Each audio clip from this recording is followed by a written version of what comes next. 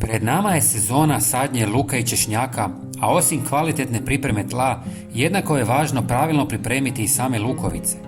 Iako se ovi usjevi brzo razvijaju, često su podložni napadima štetnika i raznim bolestima.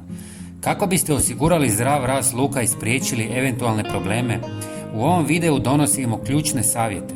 Ostanite s nama do kraja, jer uz ove metode vaš će luk biti zdrav, velik i sočan, a vi bezbrižni. Pokazat ćemo nekoliko učinkovitih metoda dezinfekcije lukovica koji ih čine otpornijima na bolesti poput hrđe i truleži te štetnike poput lukove muhe. U demonstraciji ćemo koristiti manju količinu lukovica, ali iste tehnike vrijede i za veće količine. Prva metoda uključuje slanu otopinu. U pola litre vode dodajte 1 čajnu žličicu soli i miješajte dok se ne otopi. Prije nego što lukovice stavite u slanu otopinu, preporučujemo ih da ih potopite u čistu mlaku vodu na oko 2 sata. Nakon toga ih uronite u slanu otopinu i držite maksimalno 4 sata. A zatim isperite čistom vodom.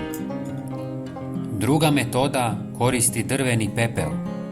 Pomiješajte 1 žlicu pepela s pola litre mlake vode i lukovice držite u toj mješavini 10 minuta.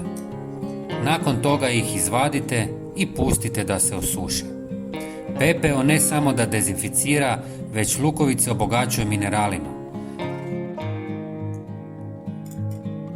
Preostali pepeo sačuvajte jer ga možete koristiti za zalijevanje luka nakon što proklija ili za druge biljke. Treća metoda je dezinfekcija sodom bikarbonom. U pola litre vode dodajte 1 žlicu sode bikarbone i miješajte dok se ne otopi. Lukovice potopite u otopinu na 30 minuta.